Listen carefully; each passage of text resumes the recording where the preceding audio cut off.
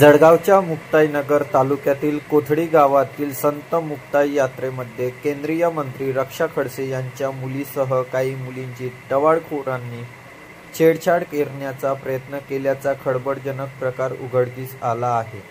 दरम्यान हा धक्कादायक प्रकार समोर येताच रक्षा खडसे यांच्या सुरक्षा रक्षकांच्या तक्रारीवरून मुक्ताईनगर पोलीस स्टेशनमध्ये 4 तरुणांविरोधात गुन्हा दाखल करण्यात आला आहे।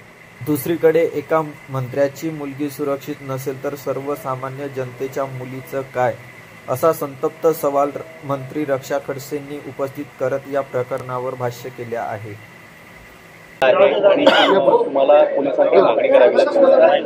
बघा, जी काही घटना 2 दिवस आधी म्हणजे परवा रात्री जी काही घडली आणि तिथे माझी मुलगी होती आणि आज मी पोलीस स्टेशनला मंत्री म्हणून नाही तर आई म्हणून मी आलेली आहे। कारण की परवा माझी मुलगी आणि तिच्या सोबतच्या मैत्रिणी जे मुक्ताईनगरला कोथळीला आपल्या मुक्ताबाईची यात्रा असते, दरवर्षी यात्रा असते आणि साहजिक मुली पण यात्रेमध्ये फिरायला जात असतात। तर संध्याकाळी मी गुजरातला होती, तिचा मला फोन आला की मम्मी मला जायचं। तर तिला म्हटलं तू घरचा जो गार्ड आहे त्याला सोबत घेऊन जा आणि सोबत माझा ड्रायव्हर असेल किंवा ऑफिसमध्ये काम करणारे 2-3 मुलं मी तिच्यासोबत पाठवले। तिथे तिच्यासोबत ज्या पद्धतीने वागणूक झाली किंवा तिच्यासोबत ज्या मुली होत्या, काही 17च्या म्हणजे 18 वर्षाच्या आतल्या होत्या, कृषिका पण आता 18ची झाली, 2 दिवस आधीच झाली, तर या सगळ्या 17-18 वर्षाच्या मुली होत्या। पण तिथे कोणी भोई नावाच्या मुलाने त्या मुली म्हणजे तिथे ते पाळण्यात बसायला गेला तर यांच्या मागे मागे ते फिरू लागले। आमच्या गार्डने त्याला म्हणजे त्याचा मोबाईल घेतला, त्यांनी सगळं शूट केलं। जेव्हा पाळण्यात बसल्यानंतर जबरदस्तीमध्ये पाळण्यामध्ये साईडच्या पाळण्यामध्ये जाऊन बसले, आमच्या लोकांना उतरून जाऊन बसले। ते परत आमच्या लोकांनी त्यांना उतरवलं, दुसऱ्या पाळण्यामध्ये पण त्यांनी तसंच केलं। ठीक आहे, मग आता बसल्यानंतर व्हिडिओ त्यांनी सगळ्यांशी म्हणजे व्हिडिओ वगैरे काढले। नंतर जो माझा गार्ड गेलेला होता त्याला थोडी शंका आली, त्याने त्याचा मोबाईल घेतला की याने नेमकं व्हिडिओ काढला की काय केलं बघायला। तर त्या गार्ड सोबत पण यांनी सगळ्यांनी दादागिरी केली, त्याची कॉलर पकडली, त्याला धक्काबुक्की केली आणि जवळपास 30-40 मुलांचा माहोल तिथे जमा झाला। आणि हे 2-3 लोक असल्यामुळे काही बोलू शकले नाही, त्या मुली पण तिथून घाबरून गेल्या। निघताना त्या मुलांनी ह्या मुलींना धक्काबुक्की केली। काल मी म्हणजे आज सकाळी मी आली, काल कृषिकाशी मी रात्री व्यवस्थित बोलली, कारण ती घाबरलेली होती, मी इथे नसल्यामुळे ती मला व्यवस्थित काही सांगू शकली नाही। आज सकाळी मी तिच्याशी बोलली तर तिने मला असं सांगितलं की 24ला जे म्हणजे हे आमचं घराचं आधीपासून आहे की आम्ही एकादशीच्या दिवशी फराळ वाटप करत असतो।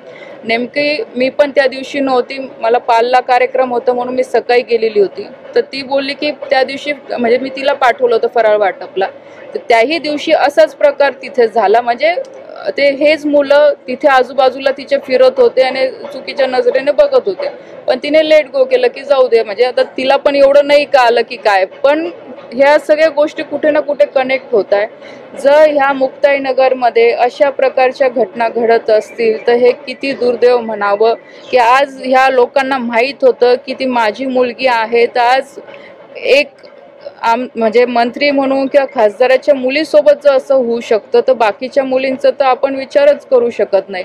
ही घटना माहीत पडल्याबरोबर गावातल्या बऱ्याचशा मुली माझ्याकडे आल्या। म्हणजे मला पण थोडं म्हणजे हे वाटलं चुकीचं की आमचंही कुठं ना कुठं चुकतं की आम्ही ह्या सगळ्या गोष्टींकडे लक्ष देत नाही। त्या मुलींनी पण मला ते म्हणजे सांगितलं की आम्ही शाळेत जातो तेव्हा पण हे असेच प्रकार नेहमी त्यांच्यासोबत घडतात।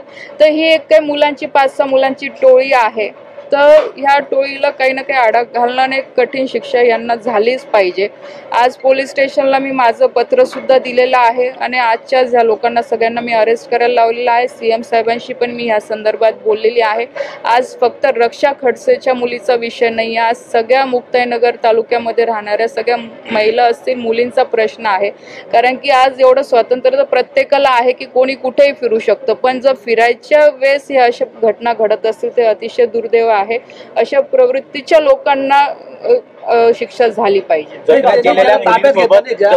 पोरांना ताब्यात घेतलं होतं त्यांना लगेच सोडून देण्यात आले, कारण पोलिसांनी हिस्ट्री चेक केली नाही, म्हणजे लगेच जामीन मिळाला। पोलीस पण याच्यात सहकार्य मिळत नाही। काल आता मी DYSP साहेब पण इथे आलेले आहे। आता मला तर आज माहीत पडलं की त्या मुलावर जो कोणी भोई नावाचा मुलगा आहे त्याच्यावर आधी पण 4 गुन्हे ऑलरेडी आहे आणि त्याचं वॉरंट निघालेलं होतं। आणि वॉरंटच्या कारणाने त्याला काल अरेस्ट केलं आणि कोर्टाने त्याला तिथून सोडलं, पण ह्या जामीन दिलं. ह्या केसच्या बाबतीमध्ये फक्त माझ्या गार्डचं त्यांनी काल रेकॉर्ड घेतलेलं होतं, कारण कृषिकाला मी स्वतः पाठवलं नव्हतं. तिला म्हटलं मी येईल तुझ्यासोबत स्वतः पोलीस स्टेशनला आणि मग सगळे आपण कंप्लेंट देऊ. तर आज आता कृषिका आणि तिच्या मैत्रिणी सगळे इथे कंप्लेंट देत आहे.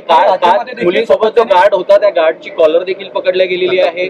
कुठेतरी पोलिसांचा धाक संपलाय असं वाटतंय. तसंच म्हणावं लागेल की आज प्रश्न म्हणजे मला पण हाच पडलेला आहे. जर पोलीस आमच्या प्रोटेक्शनसाठी दिलेले असतात आणि ॲज अ फॅमिली म्हणून जर मी गार्डला जर त्यांच्या प्रोटेक्शन साठी पाठवलेला आहे, तर कोणाची हिंमतच नको व्हायला की ड्रेसमध्ये असताना कोणी पोलिसावर हात लावू शकतो किंवा पोलिसांवर दादागिरी करू शकतो. हे कुठे ना कुठे म्हणजे अति ह्या सगळ्या गोष्टी वाढत चाललेल्या आहे. तर याला कुठे ना कुठे आळा बसणं गरजेचं आहे.